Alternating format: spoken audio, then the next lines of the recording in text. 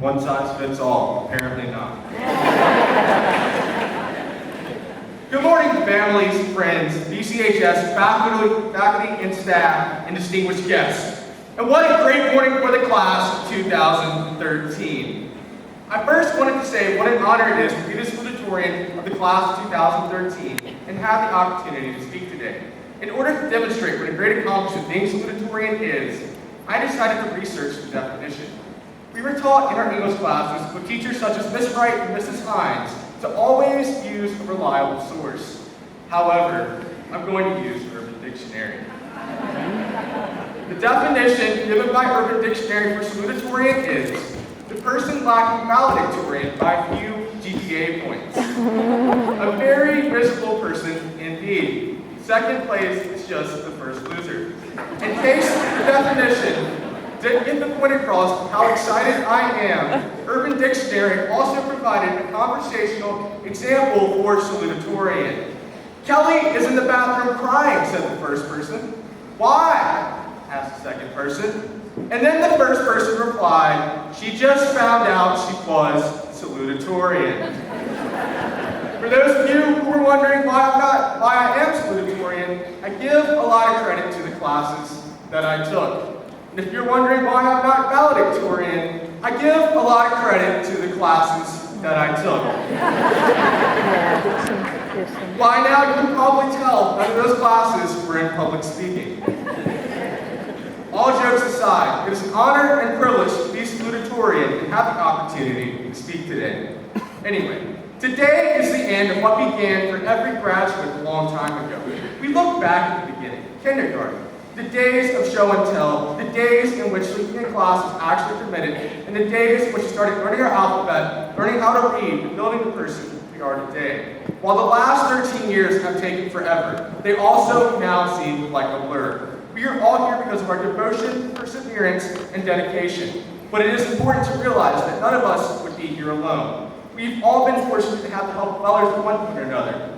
Whether it be from a parent, a teacher, a friend, or whoever it may be, those people have made a difference. And therefore, we should give them a round of applause.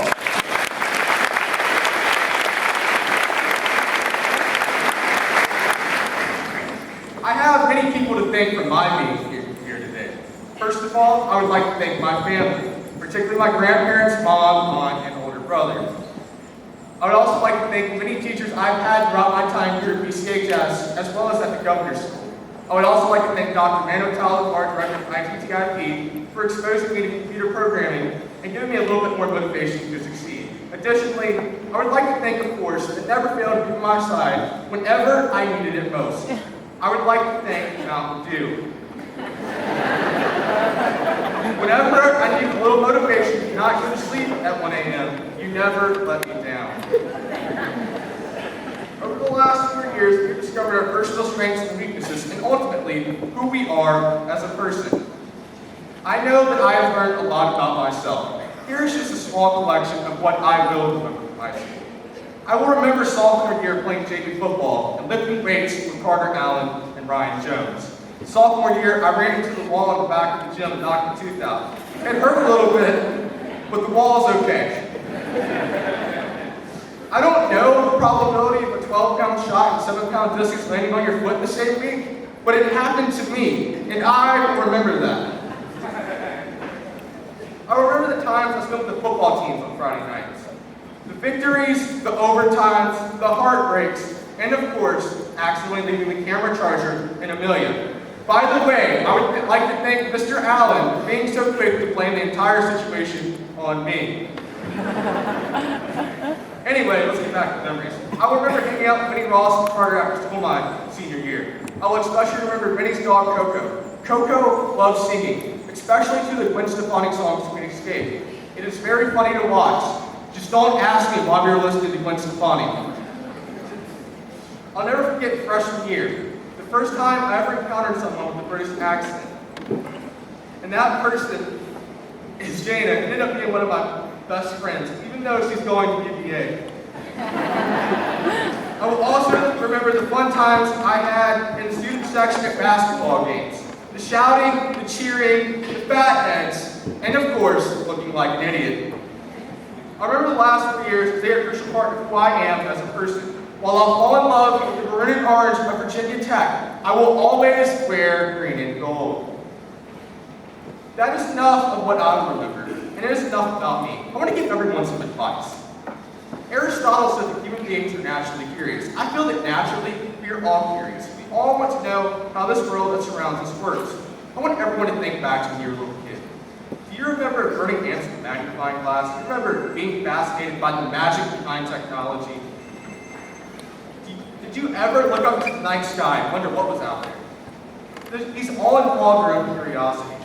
The best example that we humans are naturally curious is how we learn to talk. Do you remember learning how to talk? It involved a combination of observing and asking questions. It required curiosity. Whatever happened to that curiosity, it seems to have disappeared, but I think deep down inside each and every one of us, that curiosity still exists. K-12 education has suppressed that curiosity because K-12 education does not promote open exploration of material. Teachers are too caught up with standards as well as testing. In fact, you could say the standards have become too standard. You have made it through a mundane education system. You have answered every question that a teacher or a test has ever thrown at you. So here's my advice for you. I want you to ask your own questions. And once you ask your questions, go ahead and try to answer them. Explore this world around you. When you find your answer, you shouldn't let anyone tell you you were wrong. You are simply accurate to human nature. You are being curious. You will find this process is much more enjoyable than cramming for a multiple choice test. This process is open inquiry. Open inquiry is a natural process of learning. It is a process of discovery. It is a way in which we not only learn, we enjoy doing so. I'd like to move on to another point. We live in a country that is young. A 237-year-old country is pretty much a teenager. Like us, our country is at a point where it is going to decide its future. The future of America depends upon us because the future of America is us. Our country faces many problems, but it has dealt with these problems before. There are people who doubt the generation's ability to take over. It's time for our generation to step up to the plate. And while we may foul off a couple balls, we may reach a full count, I have no doubt that the most crucial moments, when the bases are loaded, we have the potential to hit the grand slam. I want you guys to prove it. A is for Apple, B is for banana, Virginia is for lovers, and America is for proving people wrong. Let's prove those people who doubt our generation wrong. I have no doubt we can have the best education system in the world. We will have the best military, and we will always be on the cutting edge of science and research. But in order to do that, we need scientists in our labs, we need teachers in our classrooms, and we need soldiers to fight our wars. I look to my left, and I see a lot of potential. I look to my right, and I see a lot of potential. We need every ounce of the potential in this room to be put into use. Simply put, guys, we need you. While a high school education is important, what you do with that education and where you go from here is even more important. You decide where you go in life. We're all about to go out into the real world. We're going to find that it is a lot different. We're going to face many challenges. It isn't going to be easy, but it's important that you never back down. If you see something you want, put in your best effort and go out and try to get it. You will have to overcome obstacles that stand in your way. But if it isn't easy, it isn't worth it. As Randy Paul said in the last lecture about obstacles, the brick walls are there for a reason. The brick walls are not there to keep us out. The brick walls are there to give us a chance to show how badly we want something. Because the brick walls are there to stop the people who do not want it bad enough. Simply put, good things are worth working for. Do you want it bad enough? You might wonder what it is. It is whatever you want. You need to prove that you want it bad enough by going out and getting it. After all, this is America, and that is the American dream. This is your life. You need to take risks. You're going to make mistakes. Learn from your mistakes and have no regrets. While I can end the day with some cliche quote talking about how today is simply a stepping stone in each of our lives, I think that would be too expected. I would like to end with a quote from someone I'm sure we all aspire to be. I'm going to quote Fergie from the Black Eyed Peas, because I got a feeling that tonight's going to be a good night. As Northern supporters would say, Lopecimos, guys, we did it. Good luck to everyone. Not that you need it.